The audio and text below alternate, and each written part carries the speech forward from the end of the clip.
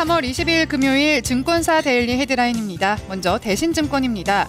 중국 증시에 대해서 단기 불안감을 떨쳤다며 중장기 기대감에 주목하고 있습니다. 다음 대우증권에서는 중국, 미워도 다시 한번이라고 헤드라인을 붙이고 있고요. 동양증권은 트렌드로 읽어보는 주식시장에 대해서 설명하고 있습니다. 부국증권은 단기적 조정은 불가피할 전망이라고 증시를 내다보고 있습니다.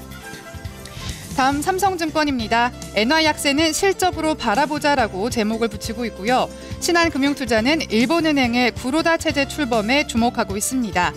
우리투자증권은 코스피가 121선을 하향 돌파한 국면의 특징을 분석해주고 있고요. 한국투자증권은 미국 달러 강세 배경과 시사점을 설명하고 있습니다.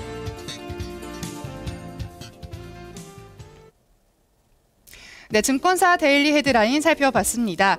이 중국의 경제 지표는 호조를 나타냈고요. 그리고 일본에서는 구로다 체제가 출범했습니다. 이에 대해서 증권사들 주목해주고 있는데요. 세 가지 리포트 뽑아서 자세히 살펴보도록 하겠습니다. 먼저 우리투자증권의 리포트입니다. 코스피가 121선을 하향 돌파한 국면의 특징에 대해서 설명하고 있습니다. 코스피가 121선을 하향 이탈하면서 이 조정 국면이 좀 계속되고 있는데요. 그러나 여전히 저가 매수 기회다라는 관점 유지하고 있습니다. 우선 현지 시각으로 지난 20일 미국 FOMC가 연준이 양적 완화 기조를 유지하기로 결정을 했습니다. 이와 더불어서 중국의 제조업 PMI 지수 그리고 HSBC 제조업 PMI가 모두 호조를 보였는데요. 이에 따라서 글로벌 경기 회복에 대한 신뢰가 뒷받침되고 있다고 봤습니다. 따라서 저가 매수 기회로 보는 것이 바람직하다는 관점이고요. 또 과거 사례를 볼 때 이 글로벌 경기 회복 국면에서 코스피 121선을 전후로 강한 하방 경직성이 나타났다는 점에 주목해주고 있습니다. 이런 경우에는 회복 속도도 좀 빠른 편이었는데요. 유럽 경제 위기감이 크게 고조됐었던 지난 2010년 1월과 5월에도 평균 3, 4거래일 만에 이 121선을 회복했습니다. 다음 펀더멘털 외적인 악재로 인한 조정은 기회다라고 보고 있는데요. 최근의 경우에도 이 과거와 같은 특징들이 계속해서 관찰되고 있습니다. OECD 경기 선행 지수가 동반 상승하고 있다는 점, 그리고 주요국의 경기 서프라이즈 지수가 개선세를 나타나고 있다는 점이 대표적인 사례인데요.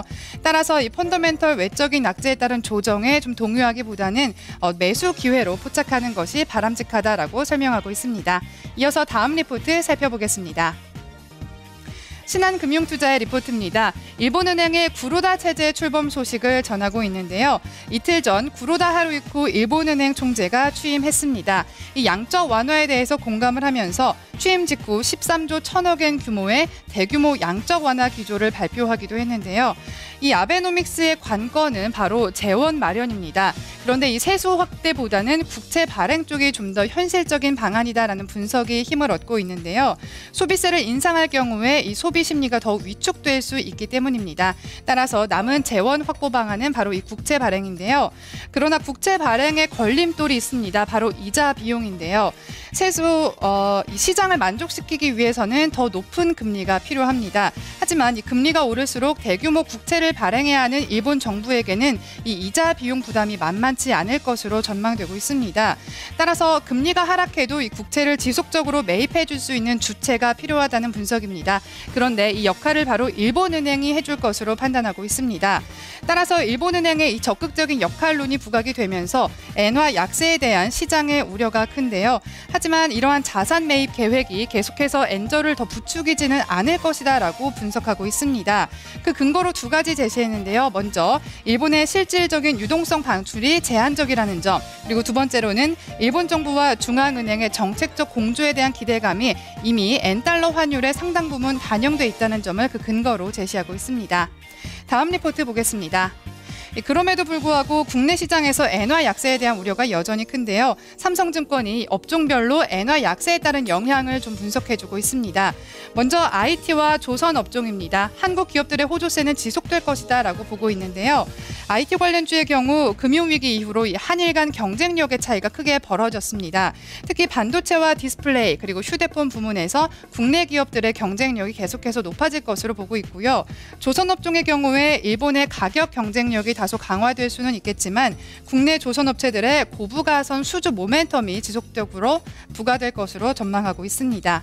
두 번째는 철강과 화학 업종입니다. 엔화 약세로 인한 영향력은 제한적일 것이다 라고 보고 있습니다. 철강의 경우에는 이익 비중이 높은 이 고품질 제품에서의 엔화 약세 영향 제한적일 것이라고 분석하고 있습니다. 화학업종의 경우에도 국내 업체들이 양호한 현금 흐름을 바탕으로 계속해서 경쟁력을 높여갈 것이다 라고 판단하고 있습니다. 하지만 이 자동차와 기계 업종에서는 다소 좀 대안이 필요할 것으로 보이는데요. 특히 자동차는 환율 방향성에 민감하기 때문입니다. 일본의 자동차주들의 가격 경쟁력이 높아짐에 따라서 향후 좀 그에 따른 대응이 필요할 것이다라고 보고 있고요. 기계 업종도 마찬가지로 일본 업체들이 단가를 인하함에 따라서 한국 업체들이 좀 역성장할 수 있는 우려도 있다고 보고 있습니다. 이에 대한 대응도 함께 생각해 볼 필요가 있다고 보고 있습니다. 여의도 리포트 살펴봤습니다.